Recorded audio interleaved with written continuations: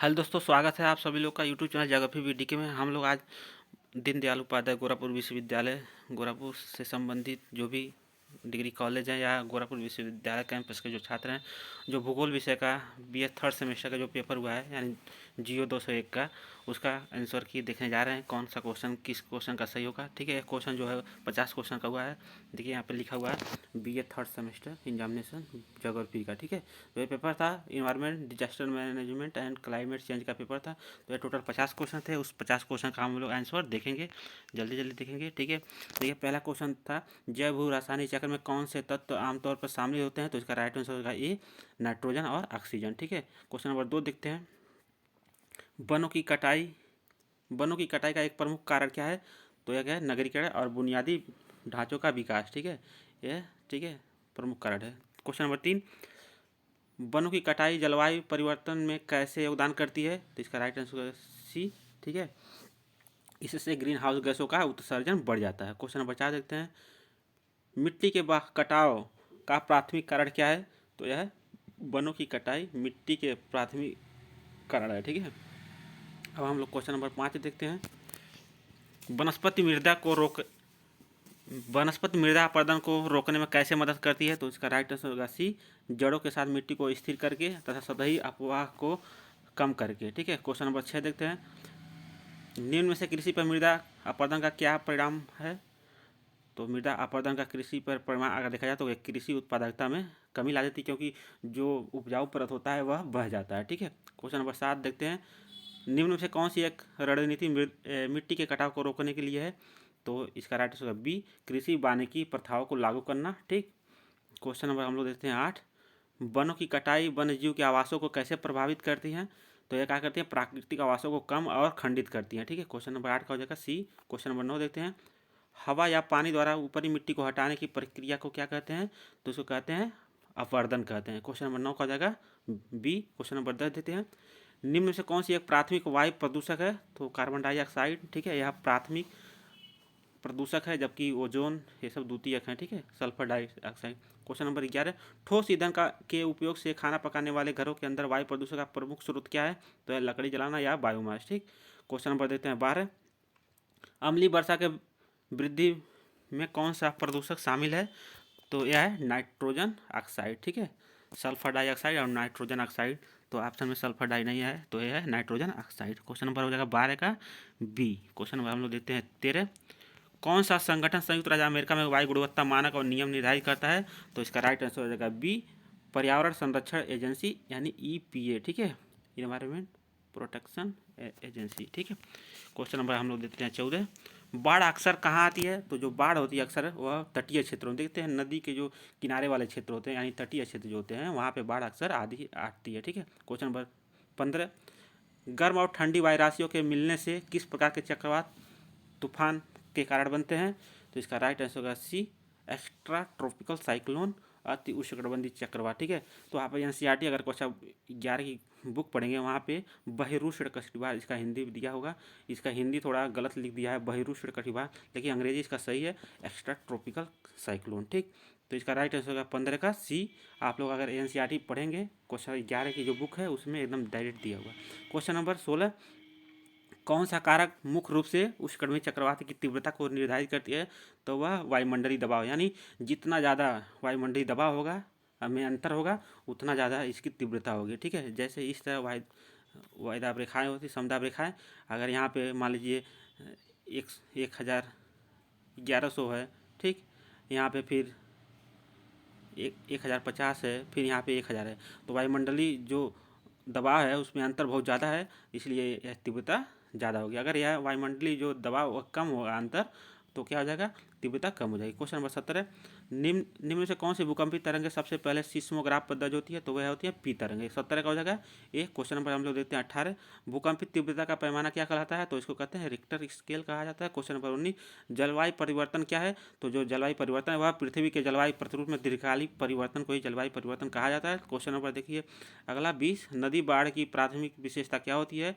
तो यह प्राथमिक जो विशेषता है वो होती है यदि नदी एवं जलधाराओं में उफान आ जाता है। ठीक है, उसके बाद क्वेश्चन नंबर 21, किस प्रकार का सूखा सतही जल और भूमिगत जल की आपूर्ति में कमी से संबंधित है। तो इसको कहते हैं जल विज्ञानी सूखा। यह भी कुछ ये भी कक्षा 11 की ही बुक है एनसीईआरटी की, उसमें दिया हुआ है। अगर आप लोग पढ़े होंगे तो वहाँ पे से आपको एक क्वेश्चन मिल जाएगा। क्वेश्चन नंबर 22, सामाजिक आर्थिक सूखा समुदाय को कैसे प्रभावित करती है? तो यह जल की कमी और आर्थिक हानि के कारण बनकर, ठीक है। क्वेश्चन नंबर 13, चक्रवात क्या है? तो यह घूमती हवा के साथ एक निम्न वायुदाब प्रणाली को ही चक्रवात कहा जाता है। क्वेश्चन नंबर 24, ध्रुवीय चक्रवात की क्या विशेषता होती है? तो यह होती है ध्रुवीय क्षेत्रों में निम्न वायुदाब प्रणाली, अगर कहीं कोई भी चक्रवात अगर आ रही है, ठीक है, तो वहाँ पे अगर प्रति चक्रवात को छोड़ के, अगर कोई एंटी साइक्लोन को छोड़ के अगर कोई भी चक्रवात आ रही है तो समझ लीजिए उसके वहाँ निम्न वायुदाब प्रणाली जरूर रहेगी। क्वेश्चन नंबर 25, हाल के जलवायु परिवर्तन के रुझान का प्राथमिक चालक क्या है? तो यह मानवीय गतिविधियाँ, विशेषकर ग्रीन हाउस गैसों में उत्सर्जन। क्वेश्चन नंबर हम लोग देते हैं 26, कौन सी ग्रीन हाउस गैस बढ़े हुए ग्रीन हाउस प्रभाव के लिए मुख्य रूप से उत्तरदायी है? तो है कार्बन डाइऑक्साइड, ठीक है। क्वेश्चन नंबर 27, किस अंतर्राष्ट्रीय समझौते का उद्देश्य वैश्विक सहयोग के माध्यम से जलवायु परिवर्तन को, ठीक है, संबोधित करना था? तो यह क्योटो प्रोटोकॉल। क्वेश्चन नंबर 27 को जगह बी। क्वेश्चन नंबर 28, पारिस्थितिकी तंत्र शब्द का तात्पर्य क्या है? तो इसका शब्द का तात्पर्य है जीवों और उनके भौतिक पर्यावरण के बीच परस्पर क्रिया वाला एक समुदाय। तो 28 हो जाएगा बी। क्वेश्चन नंबर 29 देखते हैं, कौन सी ग्रीन हाउस गैस मुख्य रूप से कृषि गतिविधियों से जुड़ी हुई होती है? तो इसका होगा राइट आंसर बी, मीथेन, ठीक है। क्वेश्चन नंबर 30, उत्तर अटलांटिक और उत्तर पूर्वी प्रशांत क्षेत्र में उष्णकटिबंधीय चक्रवातों को किस नाम से जाना जाता है? उसको कहते हैं हरिकेन, ठीक है, हरिकेन कहा जाता है। क्वेश्चन नंबर 31, निम्न में से कौन सा जल प्रदूषण एक गैर बिंदु स्रोत है? ठीक है, गैर बिंदु स्रोत पूछ रहा है। तो कृषि क्षेत्रों से अफवाह, तेल का रिसाव, ठीक है, फैक्ट्रियों से निकला तरल अपशिष्ट जल उपचार संयंत्र, ठीक है। तो इसका राइट हो जाएगा ए, जो अपशिष्ट जल उपचार संयंत्र है यह जल प्रदूषण इससे नहीं होगा, ठीक है, इससे जल प्रदूषित को कम किया जा सकता है। क्वेश्चन नंबर 32, जल प्रदूषण के संदर्भ में यूट्रोफिकेशन क्या है? तो ये जो यूट्रोफिकेशन है वह है जलीय पारिस्थितिक तंत्र में भारी धातुओं को मुक्त होना, ठीक है। क्वेश्चन नंबर 33, ग्लोबल वार्मिंग के लिए मुख्य रूप से कौन सा गैस जिम्मेदार है? तो वह है कार्बन डाइऑक्साइड और मीथेन, ठीक है। क्वेश्चन नंबर हम लोग देखते हैं 34, समुद्र जल पर ग्लोबल वार्मिंग का क्या प्रभाव पड़ता है? अगर समुद्र जल पर अगर देखा जाए ग्लोबल वार्मिंग का प्रभाव वह हो जाता है समुद्र स्तर में वृद्धि हो जाएगी, ठीक। अगर तापमान बढ़ेगा तो ग्लेशियर पिघलेगा तो समुद्र का जल स्तर क्या होगा? वह ऊपर आ जाएगा, ठीक। क्वेश्चन नंबर 35, ग्लोबल वार्मिंग समन में ऊर्जा दक्षता का क्या महत्व है? तो यह है ग्रीन हाउस गैस उत्सर्जन को कम करने के लिए ऊर्जा की खपत को कम करना। क्वेश्चन नंबर हम लोग देते हैं 36, ओजोन क्षय के लिए निम्न से कौन सा पदार्थ उत्तरदायी है? तो यह क्लोरोफ्लोरोकार्बन और हाइड्रोक्लोरोफ्लोरोकार्बन, ठीक। क्वेश्चन नंबर हम लोग देते हैं अगला 37, किस अंतर्राष्ट्रीय समझौते का उद्देश्य ओजोन रिक्तीकरण से संबंधित है? तो यह मॉन्ट्रियल प्रोटोकॉल, ठीक है, मॉन्ट्रियल प्रोटोकॉल। मॉन्ट्रियल कहाँ पे है? यह कनाडा में, ठीक। क्वेश्चन नंबर 38 देते हैं, मॉन्ट्रियल प्रोटोकॉल का प्राथमिक उद्देश्य क्या है? तो इसका राइट आंसर सी, ओजोन को नष्ट करने वाले पदार्थों को चरणबद्ध तरीके से समाप्त करके ओजोन परत की रक्षा करना, ठीक है। क्वेश्चन नंबर हम लोग देते हैं अगला 39, निम्न में से कौन सा एक पारिस्थितिकी तंत्र के जैविक घटक का उदाहरण है? तो यह पौधा, यह जैविक घटक का उदाहरण है, जबकि प्रकाश, मिट्टी, चट्टानें यह सब, ठीक है, भौतिक है, अजैविक कहते हैं। क्वेश्चन नंबर 40, निम्न में से कौन सा जीव खाद्य श्रृंखला के शीर्ष पर पाया जाता है? तो यह पाया जाता है सर्वहारी, ठीक। क्वेश्चन नंबर हम लोग देखते हैं 41, कम तापमान, परमाफ्रॉस्ट और अल्प पौधे विकास अवधि किस बायोम की मुख्य विशेषता है? तो यह टुंड्रा बायोम की विशेषता है, ठीक है। अगला क्वेश्चन 42, उच्च तापमान, प्रचुर वर्षा तथा घनी वनस्पतियाँ किस पारिस्थितिकी तंत्र की विशेषता होती है? तो यह होती है वर्षा वन की, ठीक है, वर्षा वन की। क्वेश्चन नंबर हम लोग देते हैं अगला 43, किसी पारिस्थितिकी तंत्र में प्राथमिक उत्पादक क्या कहलाता है? ठीक है, तो यह एक ऐसा जीव होता है जो प्रकाश संश्लेषण के माध्यम से अपना भोजन स्वयं बनाता है, इसी को कहते हैं प्राथमिक उत्पादक। क्वेश्चन नंबर 44 देते हैं, ऊर्जा पिरामिड के में सबसे अधिक ऊर्जा पिरामिड में सबसे अधिक मात्रा में ऊर्जा कहाँ पाई जाती है? तो वह होती है निम्न स्तर में, ठीक है, जिसको कहते हैं उत्पादक, ठीक। शीर्ष स्तर पे क्या होते हैं? वह जो होते हैं मांसाहारी, वहाँ पे सबसे कम ऊर्जा पाई जाती है, ठीक।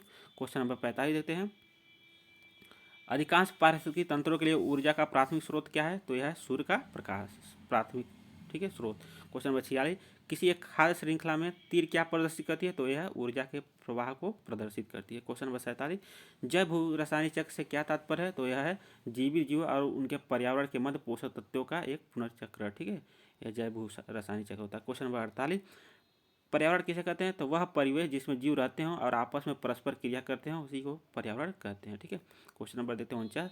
निम्न में से कौन सा एक प्राकृतिक पर्यावरण का घटक है? ठीक है, तो यह है जंगल जो है एक प्राकृतिक पर्यावरण का घटक है। Question number 50 last. जैव विविधता से आप क्या समझते हैं? तो यह किसी विशेष आवास या पारिस्थितिक तंत्र में जीवन की विविधता हुई जैव विविधता कहा जाता है। तो यह था दीनदयाल उपाध्याय गोरखपुर विश्वविद्यालय, ठीक है, भूगोल विषय BA थर्ड सेमेस्टर का पेपर का जो आज हुआ है उसका आंसर की था। आप लोग इसे मिला के देखें आपके कितने क्वेश्चन सही हो रहे हैं। ठीक, मिलते हैं अगले वीडियो में, तब तक के लिए जय हिंद।